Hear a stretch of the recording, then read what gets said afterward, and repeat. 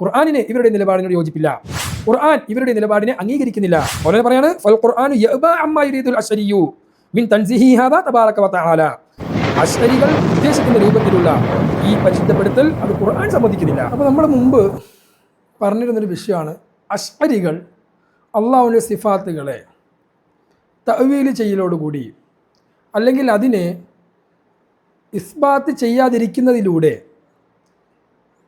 അവർ യഥാർത്ഥത്തിൽ ആ സിഫാത്തുകൾ നിഷേധിക്കുന്ന തരത്തിലേക്ക് പോയിട്ടുണ്ട്. അതുകൊണ്ട് തന്നെയാണ് അശ്അരികളെ വളരെ കർശനമായി തന്നെ ഇമാം ജീലാനിയെ പോലുള്ളവരും ഇമാം ഇബ്നു തൈമിയെ പോലുള്ളവരും വളരെ കർശനമായിട്ട് തന്നെ വിമർശിച്ചത്. ഈ വിമർശനം ഒരിക്കലും ഇമാം ജീലാനിയോ ഇമാം ഇബ്നു തൈമിയയിലോ ഒതുങ്ങി നിന്നിട്ടില്ല. മഹത്തുക്കളായ ദൈബന്തി പണ്ഡിതരും അശ്അരികളുടെ പിൽക്കാല അശ്അരികളുടെ ഈ ഒരു നിരീക്ഷണത്തെ അവരുടെ ഈ ഒരു പോക്കിനെ വളരെ കർശനമായിട്ട് തന്നെ എതിർത്തിട്ടുണ്ട്. അവർ സിഫാത്ത് നിഷേധികളാണ്, അല്ലെങ്കിൽ സിഫാത്ത് നിഷേധിക്കുന്ന ആളുകളെ പോലെയാണ് എന്നും മഹത്തുക്കളായ ദൈബന്തി പണ്ഡിതന്മാർ വളരെ കൃത്യമായിട്ട് പറഞ്ഞിട്ടുണ്ട്. അതിൽപ്പെട്ട മഹാനാണ് മൗലാന അൻവർ ഷാ കശ്മീരി റഹ്മത്തുള്ളാഹി അലൈഹി. മഹാനവറുകൾ അശ്അരികളെ കുറിച്ച് പറയാൻ അവർ അള്ളാഹുവിനെ പരിശുദ്ധപ്പെടുത്തി ഇങ്ങനെ പരിശുദ്ധനാക്കി അവസാനം അവരതിൽ പരിധി വിട്ടു എന്നാണ് മൗലാന പറയുന്നത്. എത്രത്തോളം പരിധി വിട്ടു? അള്ളാഹുവിൻ്റെ സിഫാത്തുകളെ അവർ നിഷേധിക്കുന്ന തരത്തിലേക്ക് അവരെത്തിപ്പോയി എന്നുള്ളതാണ്. അപ്പോൾ അതുകൊണ്ട് തന്നെയാണ് ഇമാം ഇബ്നു തൈമിയയും അശ്അരികളെ വിമർശിച്ചത്.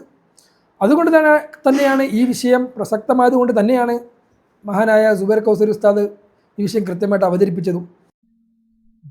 നമ്മളിലുള്ള മറ്റൊരു പ്രശ്നം യദ്, വജ്ഹ്, ഖദം, ഇങ്ങനെ അള്ളാഹുവിൻ്റെ ഖബരിയായ സിഫാത്തുകൾ എന്ന് പറയപ്പെടുന്ന ഈ സിഫാത്തുകൾ ഒക്കെ തന്നെ ഖുദ്റത്തുല്ലാഹി അല്ലെങ്കിൽ അള്ളാഹുവിൻ്റെ മറ്റേതെങ്കിലും വിഷയങ്ങൾ വെച്ചുകൊണ്ട് നേമത്തുല്ലാഹി, ഖുദ്റത്തുല്ലാ എന്നൊക്കെ പറഞ്ഞുകൊണ്ട് ഇതിനെയൊക്കെ തഅ്വീൽ ചെയ്തുകൊണ്ട് ഉന്മൂലനം ചെയ്യുന്ന ഒരു പരിപാടിയുമാണ്.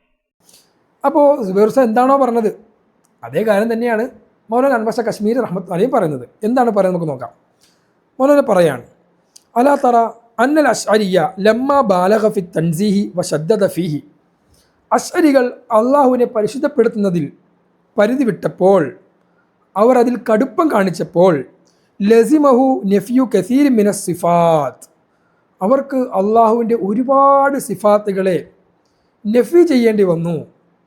അള്ളാഹുക്ക് ആ സിഫാത്തുകൾ ഇല്ല എന്ന് പറയേണ്ടി വന്നു. ഈ സിഫാത്തുകളെ നിഷേധിക്കേണ്ടി വന്നു. അങ്ങനെ പറയാണ്, എങ്ങനെയുള്ള സിഫത്തുകളാണ്?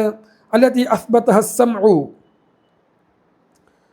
ഖുർആൻ, ഹദീസ് പോലുള്ള നഖലിയായ തെളിവുകൾ കൃത്യമായിട്ട് നമ്മുടെ മുമ്പിൽ അവതരിപ്പിച്ച അള്ളാഹുവിൻ്റെ സിഫാത്തുകൾ, ആ സിഫാത്തുകളെ നിഷേധിക്കേണ്ട അവസ്ഥയിലേക്ക് അശ്അരികൾക്ക് എത്തിച്ചേരേണ്ടി വന്നു.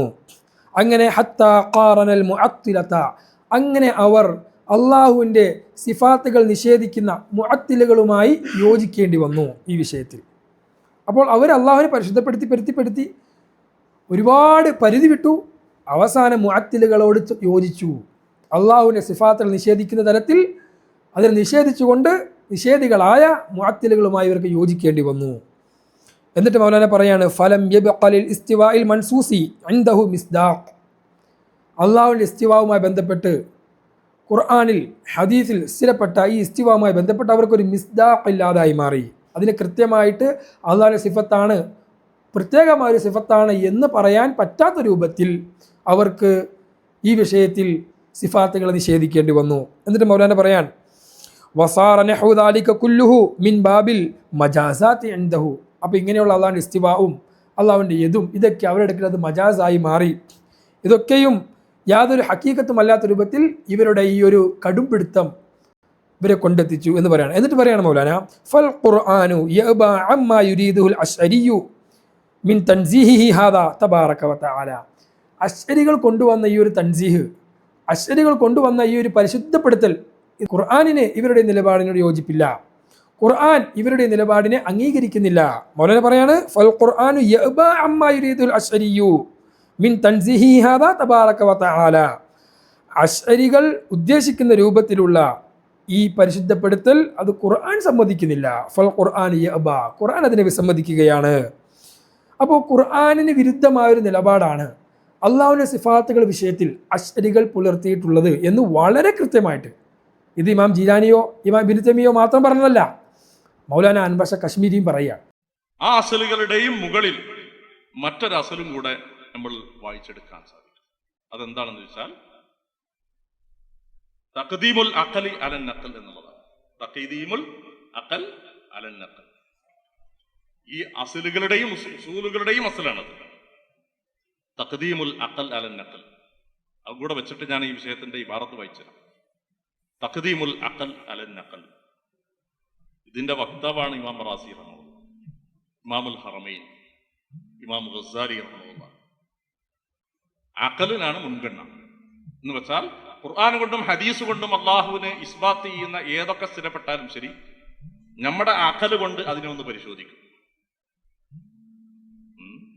അള്ളാഹുവിനെ ഇസ്ബാത്ത് ചെയ്യുന്ന ഇപ്പൊ നുസൂല് ഇലസ്സമായി ദുനിയ, ഇസ്തിവാ അലൽ അർശ് ഖുർആൻ കൊണ്ട് സാബിത്താണ്.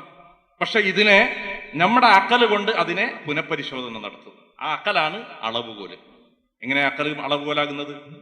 അക്കല് നേരത്തെ പറഞ്ഞ ബുദ്ധിപരമായ കുറെ തെളിവുകൾ പറഞ്ഞ ഉസൂല് ഈ അസല് വെച്ചിട്ട് പരിശോധന നടത്തണം. എന്നിട്ട് ഈ അക്കലിന് യോജിക്കാത്തത് വ്യാഖ്യാനിച്ച് ശരിയാക്കണം. അപ്പൊ ആരെയാ മുൻതൂക്കം നൽകുന്നത്? അക്കലിന്. അപ്പം അതുകൊണ്ട് സിഫാത്തിനെ നിഷേധിക്കുന്ന തരത്തിലാണ് അശ്അരികളുടെ നിലപാട് എന്ന് സുബൈർ ഉസ്താദ് പറഞ്ഞതും അതേ നിലപാടാണ് അശ്അരികൾക്കുള്ളത് എന്ന് മൗലാന അൻവർ ഷാ കശ്മീരി പറഞ്ഞതും ഇമാം ഇബ്നു തൈമിയ്യ പറഞ്ഞതും എല്ലാം നമ്മൾ വച്ച് നോക്കുമ്പോൾ നമുക്ക് മനസ്സിലാകുന്നൊരു കാര്യം, അള്ളാഹുവിൻ്റെ സിഫാത്തുകളുടെ വിഷയത്തിൽ ഏതൊരു നിലപാടാണോ ഇമാം ഇബ്നു തൈമിയ്യ സ്വീകരിച്ചത്, അല്ലെങ്കിൽ മുൻഗാമികളായ സലഫുകൾ സ്വീകരിച്ചത്, ആ നിലപാടിലല്ല, അല്ലെങ്കിൽ മൗലാന അൻവർ ഷാ കശ്മീരി വിശദീകരിച്ചത്, ഈ നിലപാടുകളിലല്ല അശ്അരികൾ ഉള്ളത്. അശ്അരികളുടെ നിലപാട് പൂർണ്ണമായും ഖുർആനിനെതിരാണ്.